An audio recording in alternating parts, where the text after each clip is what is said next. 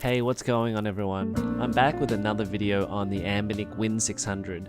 This time I'm going to be upgrading the RAM inside the handheld. By default it comes with 8GB of LPDDR4 2400 RAM, and I'm going to be installing 8GB of LPDDR4 3200 RAM and see how that performs. So firstly, I'll go over some technical aspects of the RAM and how that theoretically improves game performance. Then I'll open up the Win600 and go over the installation process, and then finally run through some games and compare the performance between the old RAM and the new. If you like this video, hit that subscribe button and also that notification bell so you get my videos as soon as they go live.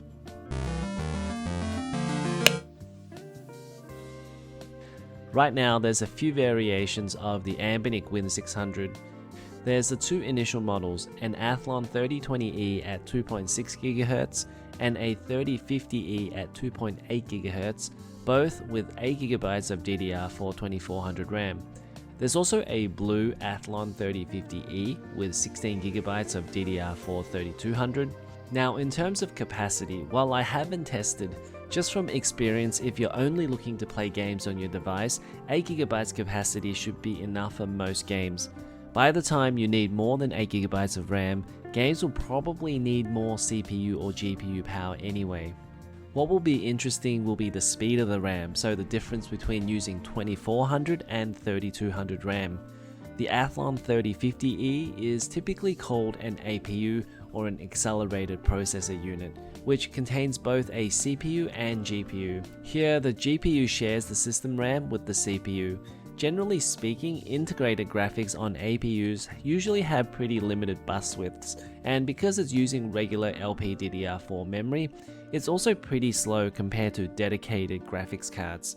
The Win600 is a good example of this. It has a 64-bit bus, and calculating this out, the memory bandwidth is around 19.2 GB per second for 2400 memory and 25.6 GB per second for 3200 memory.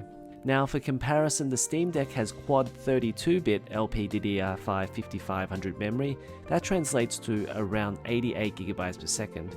Now if you think about it, given that it's using 8 RDNA 2 compute units, that's roughly 11 GB per second for one RDNA 2 compute unit.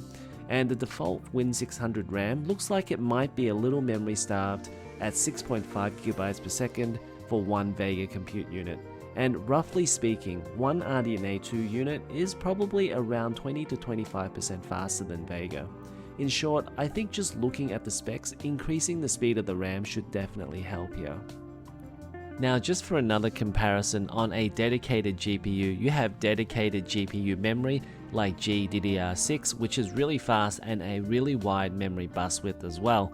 For example, an RTX 3070 is a 256-bit bus with 448 GB per second of memory bandwidth, and a RTX 3090 has a 384-bit bus with 936 GB per second.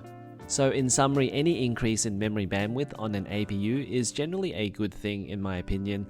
That said, just to temper expectations a little, the 25% bandwidth increase doesn't necessarily mean it will translate to 25% performance increase. It'll depend on whether the memory was bottlenecked in the first place. It could also depend on the game engine, or the game might just not utilize that extra bandwidth. Still, having said all this, the crucial 8GB of LPDDR4 3200 memory was just $20, so for that price I was kinda curious to see if it would provide any performance improvement. For $20, I feel like 10% performance improvement would make it a reasonable upgrade. Any less and I'm not sure it's really worth the effort, especially if frame rates are in the 30 range, and 10% improvement would just mean 3 or 4 frames better. Okay, let's install the stick of RAM, and I'll let this time lapse run and I'll just make some notes of some key points. Obviously the first thing you want to do is turn the device off. You'll need to have an Allen key or a 6-sided hexagon screwdriver to remove 4 screws on the back. The head of the 6-sided screwdriver is 1.5mm wide. Next, you want to run a guitar pick around the edge to pry it open. Just be a little gentle, there are some plastic notches that can break easily.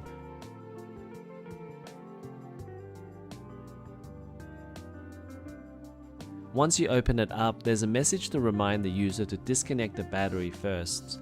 Initially I thought about pulling the battery out, but it's actually glued very tight and you don't have to get it out. Just use a small stick and push the battery connector out completely.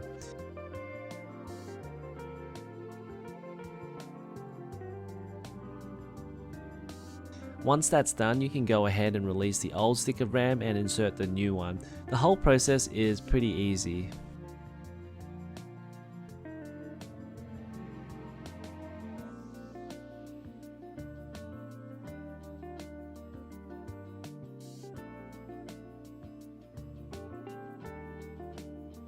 After you do this, go into the BIOS by holding down the volume down button while the handheld boots back up.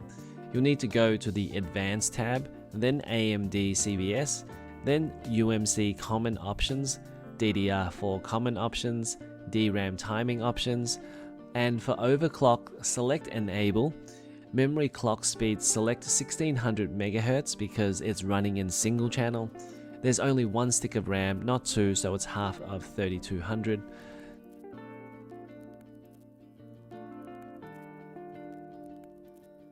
Go all the way back out to the start and save and reset the system. Let's go straight into some comparisons between the 2400 and 3200 RAM. The first one is Dark Souls, and I was hoping this would be a little bit more playable because with the old 2400 RAM, there were areas where it would dip under 30 FPS down into the low 20s. With the 3200 RAM, it is slightly better, but the same areas dip into the low 20s again, so it's really only a marginal improvement. Next we have Dirt, and at 720p this was fairly playable with 2400 RAM. After the power throttles to 12 watts it was mostly averaging 45 to 50 FPS. With 3200 RAM it was holding 60 FPS in many areas, though there was one section that still reduced to around 45 FPS. Still, this was a really good improvement on the old RAM. Earth Defense Force 4.1 with 3200 RAM seems to hold up a bit better. With the 2400 RAM, this was averaging 25 FPS, but with 3200 it seemed a little higher and would be around 25 to 30 FPS. Formula 1 2012 is really solid with 3200 RAM, averaging 50 FPS most of the way. This is at 720p ultra low settings.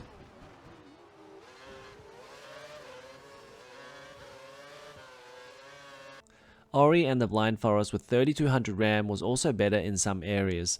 With the 2400 RAM it was dipping in the high 30s, low 40s, but with 3200 it was doing around 45 FPS. With Rocket League it played more or less about the same, hovering around that 45 FPS mark.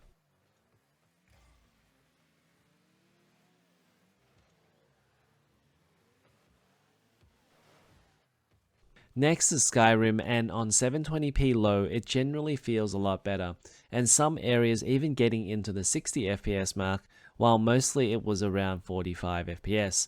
On 720p high it's not really that playable though, averaging in the low 20s.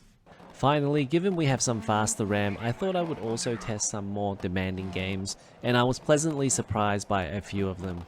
For example, Dirt 3 plays even better than Dirt 1. Not only does it automatically map all the buttons, at 720p ultra low this is a solid 60 FPS. Now you might think that ultra low would look terrible, but it honestly didn't look too bad. So here's a surprise, Dirt Rally works really well on the Anbernic Win600 and plays at a solid 60 FPS. Considering this was a PS4 era game, I think that's pretty impressive. Dragon's Dogma Dark Arisen is a pretty good port of the original PS3 game. This plays at 30 FPS with some dips below.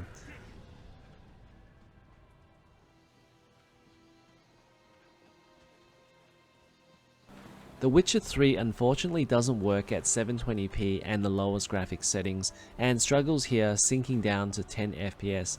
You could probably brute force it to work by editing a graphics configuration file, or forcing a lower resolution like 540p if you really wanted to. Finally, probably my favorite game of all time, Yakuza 0. I was really surprised by this. This works fantastically well at 720p low settings, and the city area still looks great and nicely detailed. The game runs above 30 FPS, so you could probably lock this to 30 and it'd be really smooth. I also played some of this on 720p medium, and surprisingly it was also really smooth, even when it got down to the low 20s in the frame rates. So overall, I think the gains are pretty solid with the 3200 memory. It is a shame there's only one stick of RAM, so it only runs in single channel. I think dual channel is definitely something Anbernic should consider in their next design.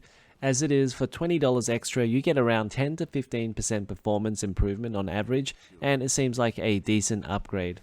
That's all for this one. Be sure to leave a like if you enjoyed it, and subscribe if you haven't already, and I'll see you in the next one.